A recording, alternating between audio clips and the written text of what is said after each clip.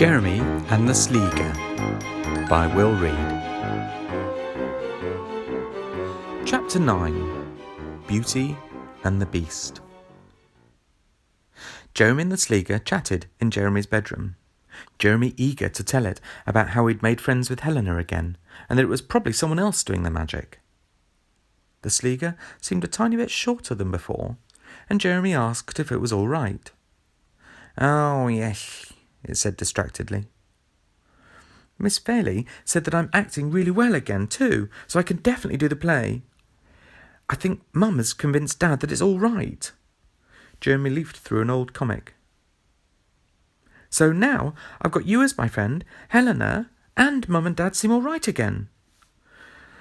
"That's marvellous," the Sleagur replied, yawning. Jeremy dropped the comic book down and looked at the Sleagur, which was blowing slime bubbles. "You don't seem very happy for me," Jeremy said. "Oh, go to sleep, won't you? I'm very tired." "All right," Jeremy said, rebuked at his friend's irritated tone. "Wait, you wouldn't have a pen, would you?" the Sleagur asked curiously. "Bottom drawer, over there." The Sleagur eagerly jumped off the bed and plopped over to the drawer, pulling out a pen and a pad of paper. "That's the stuff. Want to draw a lovely picture of us," it said. "Thank you, Jeremy. Now, night-night." "Night," Jeremy said sleepily, ignoring the Sleagur's peculiar mood. He stuffed his comic into his stash and snuggled down.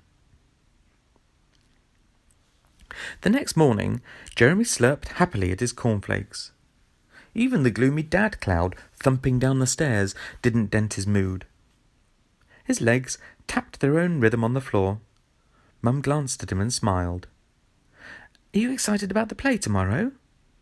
Jeremy beamed at her over his spoon. It was more than exciting. Dad started his usual grumbles about political correctness gone mad, but had been quickly silenced by Mum's clattering serving of bacon and eggs. Unusually, the Sleagur joined them at the table, ignored by all but Jeremy. It slumped over the table, one arm propping up its head, glaring around the kitchen. "Where's my brekkie?" it complained, gawping at Dad's breakfast, churning around in his open mouth. Its gaze then slipped upwards to Dad's eyes. It was hard to tell against the pouring goo of the Sleagur's face, but Jeremy thought he saw a look of surprise and recognition. Jeremy glanced at Dad, but he didn't see anything unusual. Just Dad grumbling about how you can't tell the difference between boys and girls these days. Jeremy slammed the car door and strapped himself in. "I thought I'd join you to school today," the Sleagur said, from a baby seat made from its own goo. It was definitely smaller than before. It almost looked cute, apart from the slime and face and eyes. Jeremy wasn't too keen on its arms and legs either, but it was one of his best friends, and it was nice having the Sleagur in the car with him. He wondered how the Sleagur normally got around. "Sewage system," the Sleagur answered, with a nasty smile when Jeremy asked quietly. Before class started, Jeremy pulled open his bag, sifting through the books, and paused for a moment. He was sure he'd had a letter in there when he'd left the house. He assumed it was something Mum had written for the teacher. Searching around to see where it might be, something caught his eye. His letter was floating away and disappeared around a corner. When he looked down, Jeremy could see greasy little footprints. It was too late to go after it. Class was already starting. He sat at his desk next to Martin and opened his books. They no longer spoke, so in the awkward silence, Jeremy had his thoughts to himself. That was definitely the Sleagur. Only it made those kind of footprints. But Jeremy was sure that it couldn't become invisible to him. If it could, then... A penny dropped inside his head. The Sleagur was the one who made things move around in the rehearsal that day. Jeremy couldn't believe he'd not thought of it before. Why had his friend not told him that he'd played a trick on Kirsty and him? He wouldn't have minded that much. In fact, he'd have been relieved. After taking the register, Mr. Parkhurst excused Jeremy and 3 girls to report to Miss Fairley immediately. Jeremy's heart skipped. It was dress rehearsal day.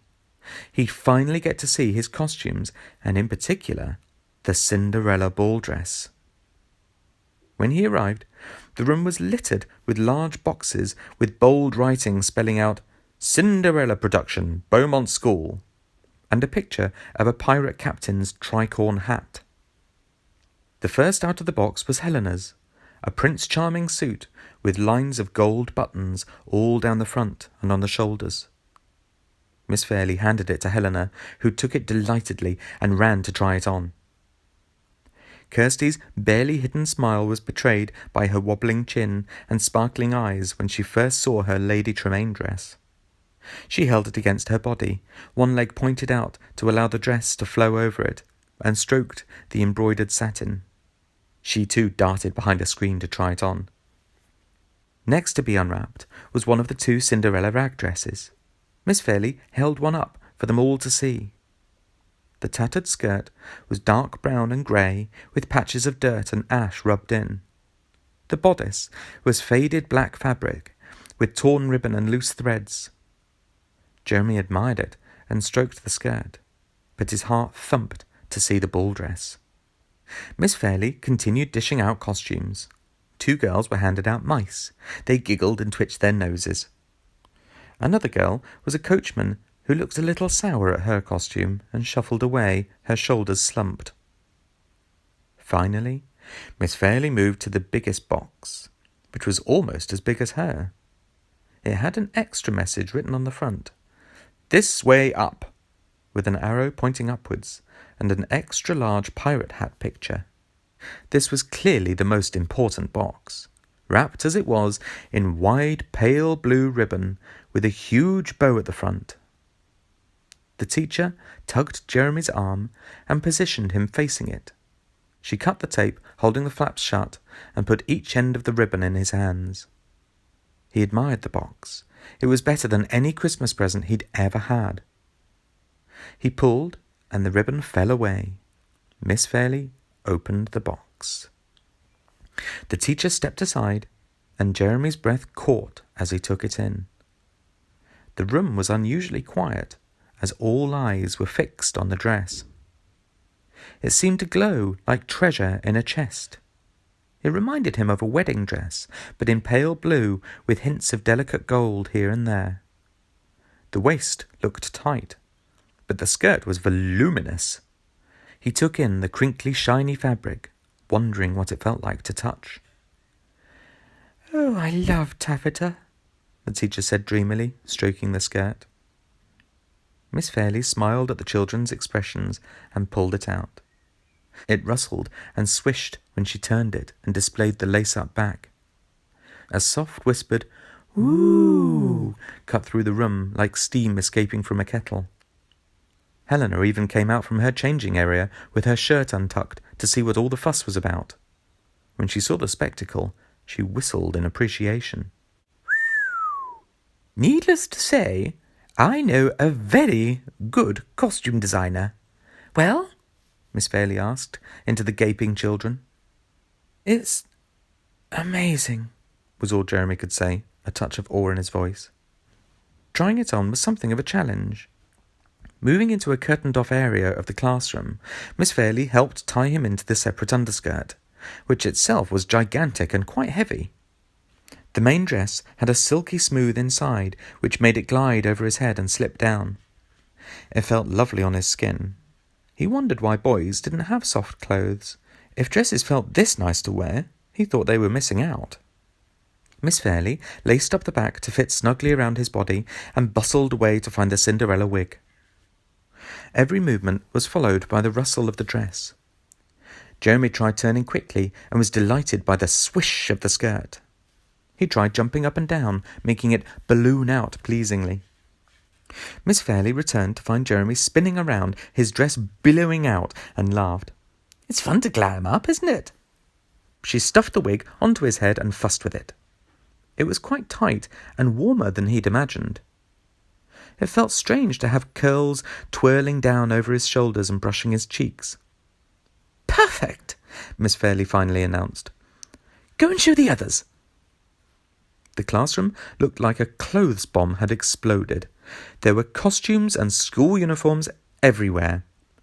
On the floor, hanging off chairs, stacked in prim little heaps on tables, and somehow there was a crumpled-up gorilla costume.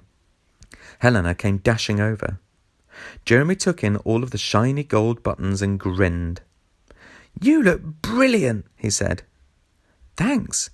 You look beautiful, Cinderella, she said, admiring him in return and making his cheeks flush. Miss Fairley clapped and herded the children together for a picture.